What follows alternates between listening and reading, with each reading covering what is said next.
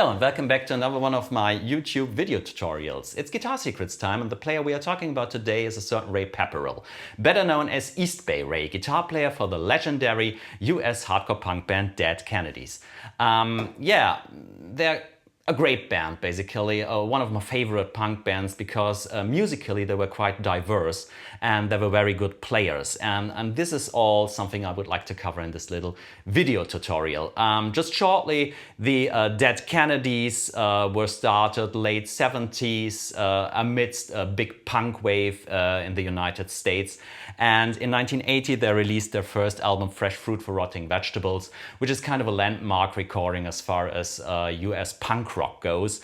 They continued to release, I think, 4 albums altogether and disbanded late 80s over certain problems, financial nature, but also inside the band.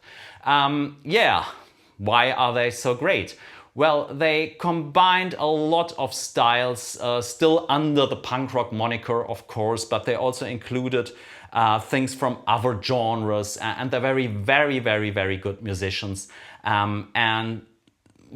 Every record by them is different, and they were also known for their radical left-wing politics. They had very sharp lyrics, basically a tongue-in-cheek attitude towards the political system in the United States, and they've started quite a lot of controversies. However, today we're not going to talk about the politics or punk rock as general. We are going to talk about a certain player, East Bay Ray. East Bay Ray was dubbed East Bay Ray by the bass player of the band because he made an ad that he was looking for a band, Ray did. And for context, he said Ray, East Bay. And the bass player, Klaus Frowert, he was new in San Francisco and he called him up and said, "Hey, is that East Bay Ray?" And the name kind of stuck, which is quite a funny anecdote. However, I'm going to, as always, show you certain key techniques in Ray's playing and how they contribute to the Dead Kennedys sound and how they're realized on the guitar. And closing up the video, I'm going to explain shortly how East Bay Ray achieved his tone. So let's go ahead. If you listen to punk rock recordings, you will see that the music or the guitar playing relies heavily on power chords. However, Ray does not rely on power chords as much as contemporary punk players. He's much more into single note lines. If we revisit some of the famous Dead Kennedy recordings, in almost every recording we find a very prominent single note line. For example, in Too Drunk to F***, he goes like for the main riff. And in the famous single Holiday in Cambodia, the main riff goes like this.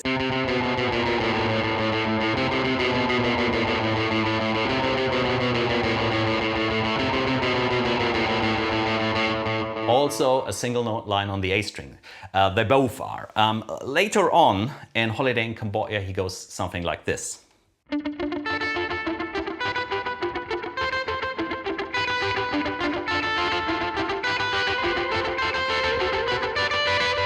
And here you see an arpeggio realized on the 3 upper strings, but also realized as single notes. He does not keep that ringing, really. Why does he do that? Well, I think there are a lot of reasons why Ray chooses so many single note riffs. The most prominent I can imagine is that single note riffs, well, they're much sharper than power chord riffs tend to be. If we look again at Too Drunk to F***, I mean, what has got more pun? Or yeah, I think the single note brings the melody better to the listener.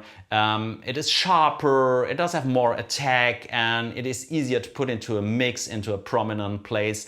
Ray also mixed the Dead Kennedys, and he once said, well, it's hard to mix punk rock because everything's so mid-rangey. The guitar, the voice, the drums, and if you keep things sharp and pointy, you can place them better in the mix. And these riffs, they sound so memorable, so aggressive, and I think that is because they are realized on one string. Speaking of power chords, well, don't get me wrong, there are power chords in Dead Kennedy's music, but Ray doesn't use them so often. More often he uses bar chords, the complete chord. You can see that in the chorus for Holiday in Cambodia.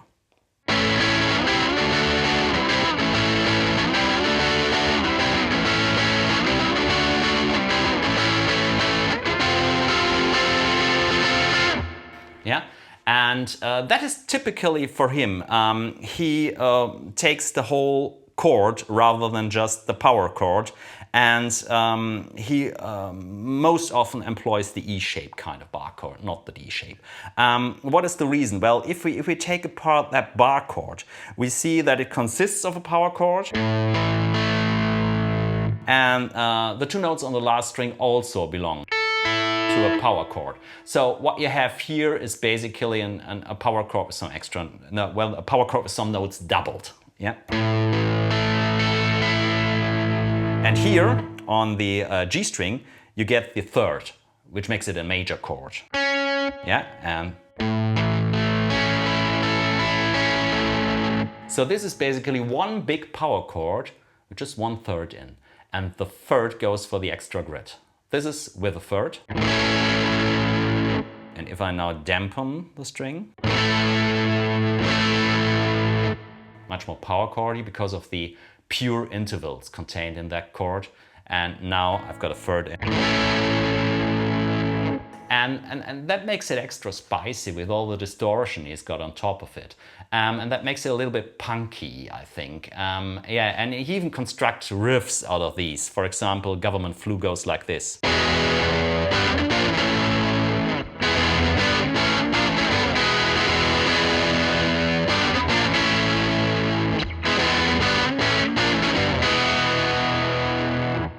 And you can see he employs the E shape here throughout.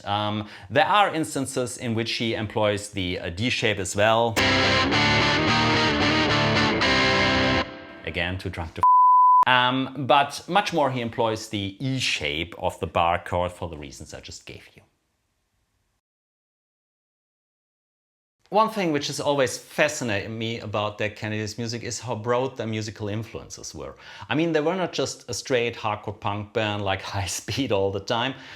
They also incorporated influences from other kind of music the band was listening to at that time. And there are quite a things outside of punk which influenced East Bay Ray's guitar playing. He himself always said that he was influenced by the guitar playing on Elvis records, by Italian Western, by surf music, and I think you can find that all over the place. For example, if you look into the riff for the verse of Winnebago Warrior, that goes something like this.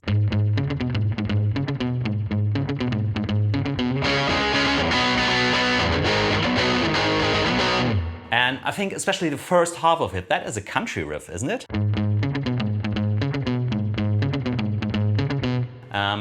And in the later on in the song, he even goes more open about his country influences.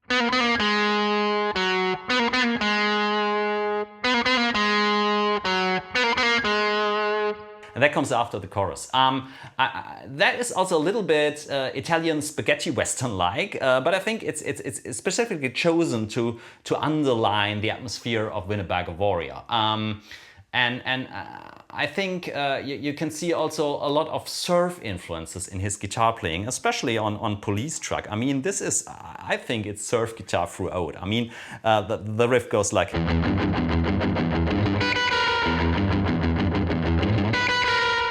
I think that sounds almost like surf guitar with a heap load of distortion. Later on, the song goes like...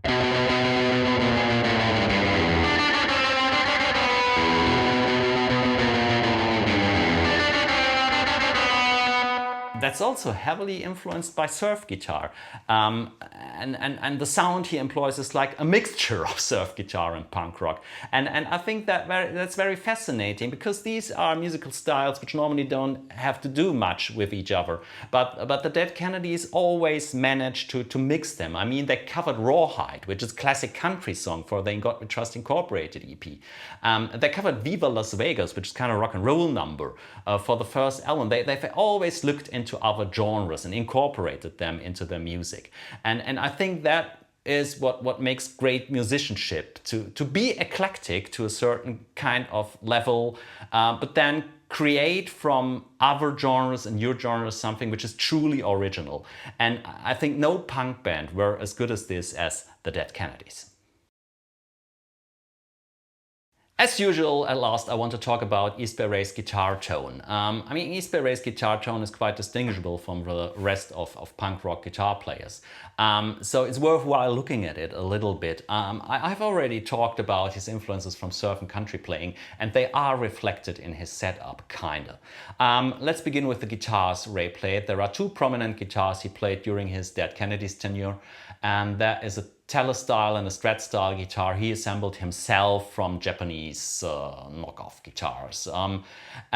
From these guitars, which he always equipped with a humbucker in the bridge position because it gave him more power, as he said himself in one interview.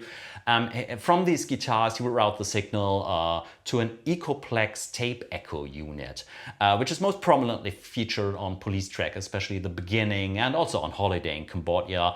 And from these Ecoplex unit, he would go into a Fender Super Reverb. Sometimes he used a booster, but I don't think he did that live, and not on the early albums though. Yeah, and the distortion you're hearing, he said, is basically amp distortion. Well, why is that special? He used to run the delay into the amp, so he runs delay into distortion, which gives kind of a funny sound. I mean, I can show that. Here the delay goes into the distortion, and if I play stuff like Holiday in Cambodia,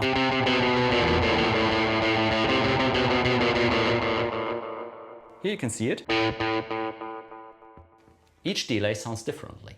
That is because if I feed the delay into the distortion, I mean the overall level of the delay goes down with the repeats. And so there is less distortion on every delay. And that is something Ray wanted to achieve with his guitar tone, which was special for him, because normally a sound engineer would say, well, you always put the delay after the distortion to have a cleaner sound and to have it more like in the natural world, where I would play distorted guitars like in a canyon and the delay from the canyon would answer back. But that is not what East Bay Ray wanted. He wanted specifically this effect of every delay sounding different. And even more so as he used the tape delay, which is analog, and it's got that certain wow and flutter to it. His guitar tone overall is quite sharp and pointy because of many single note lines. He doesn't use a whole lot of high gain distortion because he keeps employing the third into his chords, not using like traditional power chords, but more bar chords. So that is also something which is special about him. And of course, he's a great player. Okay. So that's about it. I think I have uncovered a little bit the guitar secrets of East Bay Ray and the Dead Kennedys. There's so much more to discover. However, if you've liked this video, you might want to drop me a like, or you might even want to subscribe to your channel. I'd be very grateful if you did so. And until the next time, have fun playing guitar.